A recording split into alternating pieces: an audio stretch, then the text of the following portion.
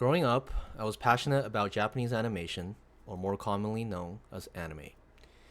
It was a significant part of my life, and I had a group of close friends who shared this interest.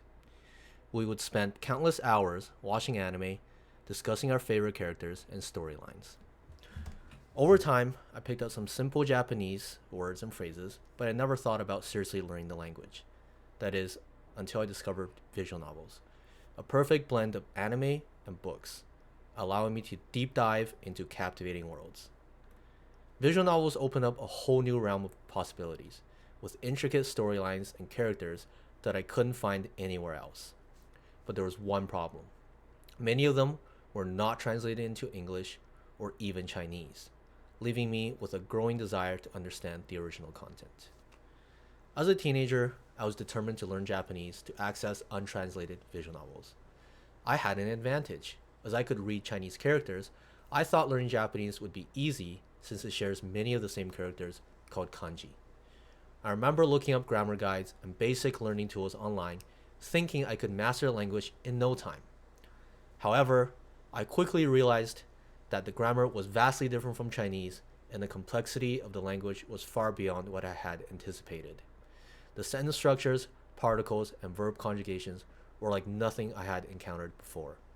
After a few weeks of struggling to make progress and feeling overwhelmed by the sheer amount of information I needed to learn, I gave up, feeling discouraged and frustrated with myself. Little did I know that this initial setback will only fuel my determination to learn Japanese later in life. It wasn't until the second year of university that I decided to seriously pursue learning Japanese again. I'm not sure what sparked my motivation, but I knew I had to give it another shot. At this point, I'd spent well over 100 days, yes, you heard right, over 2,400 hours watching anime. If not now, it'll never happen. This time, I was prepared to put in the work and dedicate myself fully to the task. I invested in Anki decks, which are flashcard tools designed for memorization, and I dedicated 1 to 2 hours a day consistently studying them while on the train to school. I created a strict schedule for myself, ensuring that I consistently reviewed the cards and added new ones as I progressed.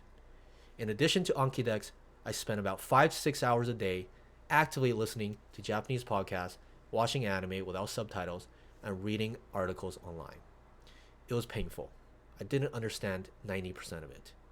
Despite this, I fully immersed myself in the language, determined to make progress and absorb as much as I could. After about 6 months of consistent study and immersion, I felt I had made some significant strides.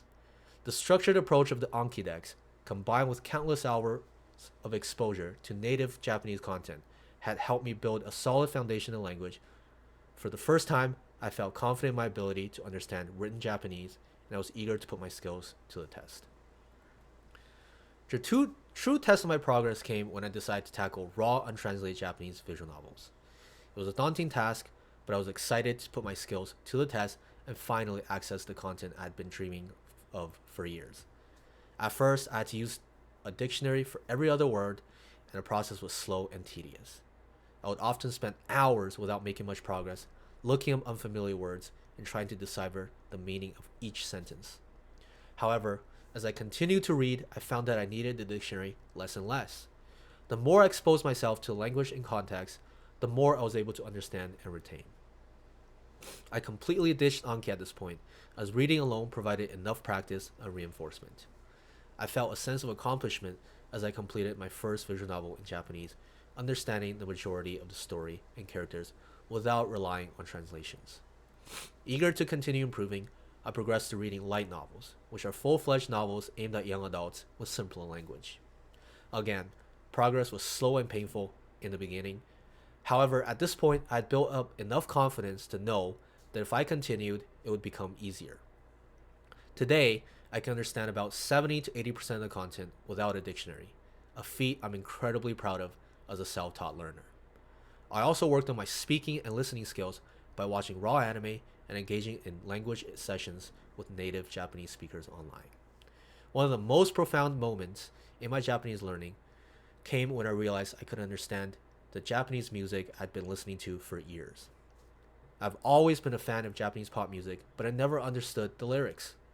I remember a time where every word was foreign to me, and I would simply enjoy the melody and rhythm without grasping the meaning behind the words. But now, as I listen to my favorite songs, I could comprehend the majority of the lyrics. It was an almost indescribable feeling, a testament to the progress I'd made through my own volition and sheer will. As an immigrant kid, I had to learn English out of necessity. But Japanese was a language I chose to learn for myself, driven by my passion for the culture and media. The sense of pride and achievement I felt in that moment was overwhelming, and it only fueled my desire to continue improving. Last October, I had the opportunity to put my improved skills to the test during a 2 week trip to Japan. It was a world of difference compared to my first visit, where I struggled to communicate even the most basic phrases. This time, I was able to navigate the country with much more ease, conversing with locals, and handling daily interactions with confidence. While my Japanese was still not perfect, and I occasionally struggled to find the right words or expressions, I felt proud of the progress I had made. The trip was a testament to the value of dedicating myself to learning the language and the doors it had opened for me. Looking back on my journey, I realized that learning Japanese has been one of the most rewarding experiences of my life. It has not only allowed me to access new worlds of literature, media, and culture, but has also given me a sense of personal accomplishment and growth that I will always cherish. My journey to learn Japanese has been one of dedication, perseverance, and personal growth. It began with a passion for anime and visual novels, led me through challenges and setbacks, and ultimately brought me success with a deeper connection with the language and culture. The countless hours I spent studying, immersing myself in the language, and pushing through difficult times have all been worth it. I'm proud of my achievement, even if it doesn't provide much utility day to day. Learning Japanese has taught me the value of setting goals, working hard, and never giving up on my dreams. I encourage everyone to pursue their passion and interests no matter how challenging they may seem.